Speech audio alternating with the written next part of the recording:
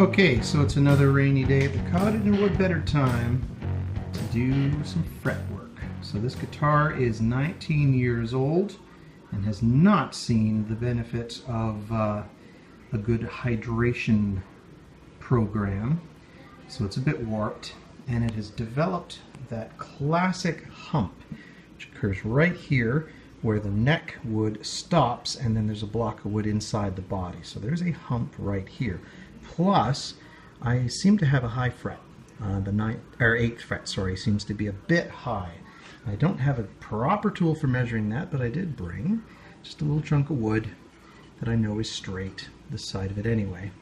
And it teeters on that one spot. What I didn't bring is a little block for just checking 2 or 3 frets at a time. I forgot that one. But I'm pretty confident that the sanding block will do a decent job of leveling the frets against each other, and that I have the neck straight. So let's get going at dressing and leveling and then crowning these frets. Now the trick with doing this kind of fret work is obviously making them level first. Now to get them level, I have to use a radius block, or any kind of a flat, perfectly flat sanding block, but I like radius block because that'll tell me if the radius isn't correct. This only works, of course, if it's a sort of static radius and not a compound radius where it changes from like 9.5 inch radius to 15 or whatever it is. So this, I've already checked it, is a 400 millimeter radius, which I think is 13 3/4 inches.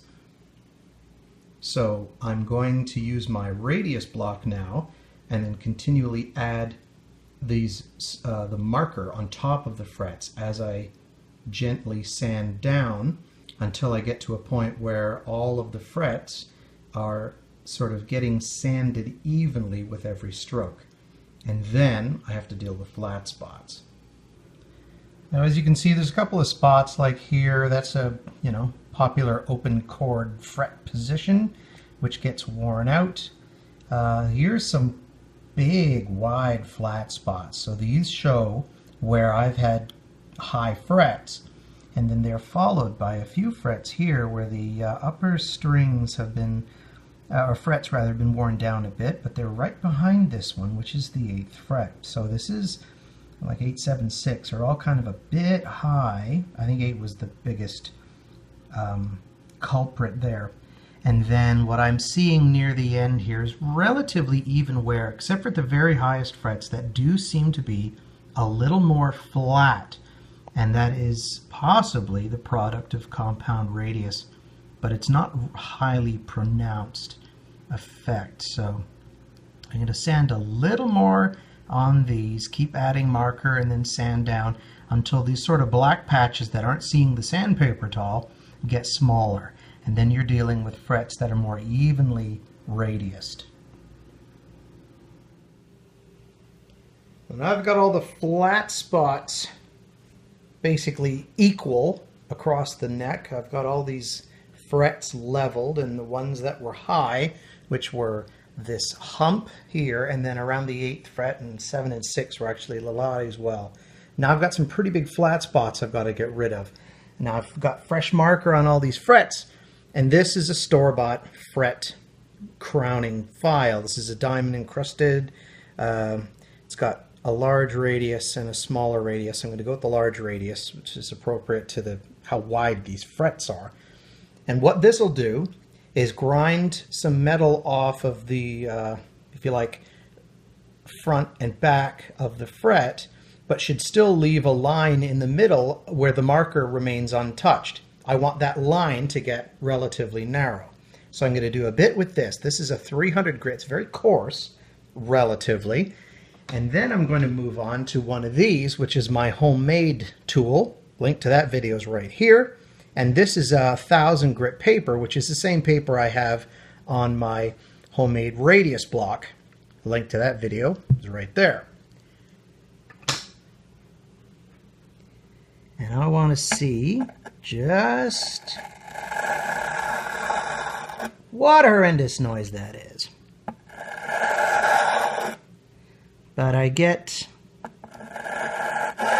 even marker removal across the middle of this fret, but I'm getting a clear shoulder on the high and low strings.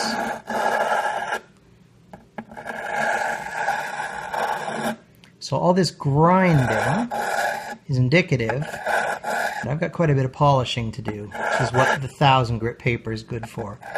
So this is a good coarse file. I'm going to need my fine file to finish up.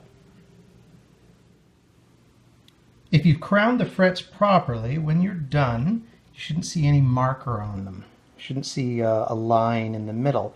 Now you're going to go for that line when you're doing your coarse filing. You want to see a very, very narrow line in the very middle, but then in polishing them, which is what I've done by moving up to this 1000 grit paper that I have in my handmade tool, I'm already hitting a crown, a nice round crown, and then in doing a little extra polishing, that marker comes off, and it comes off evenly all the way across. You can see a couple of spots like that one.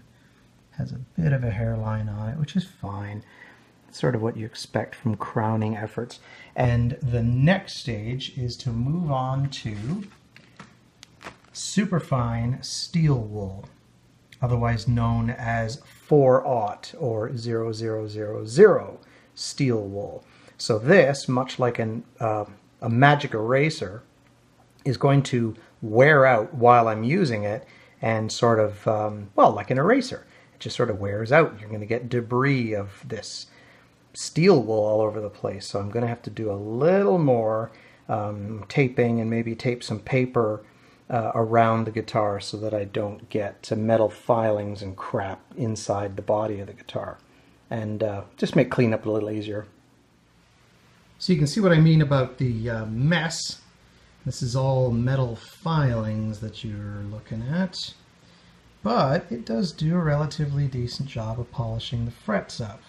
I do like my Dremel and polishing compound a little better, but this will do in a pinch. I was not going to bring my Dremel up to the cottage. So anyway, bit of careful cleanup, and then we can string this thing up and complete the setup. Now the action is still quite high on this guitar, but having strung it up and checking it, the relief is correct. So I'm actually getting, this is 0.3 millimeters, which is the equivalent sort of, I think that is this value. And this is a good height for testing, like for doing electric guitar setups, which is kind of why I have a lighter gauge of string on this guitar anyway. But the reason I'm not getting the action I want is because of the height of the bridge. You can see there's not much bridge left, and I did a video on this already. Here's the link to that, showing how much material I took off this bridge. Now I don't have that piece of sanding facility with me, so I can't take any more off of the bridge today. But the history and future for this guitar, considering how much of a bulge there is here on the soundboard, I may go to a trapeze style bridge that attaches up here at the bottom of the body, and then just one of those movable bridges like a Tune-o-matic style one that I can adjust the height of it and just adjust it super low, because the next adjustment you would make for action is to lower the bridge, which is more than a little bit of work on an acoustic. But either way, I do have a much nicer and flatter neck to work with now, so I still call this mission accomplished.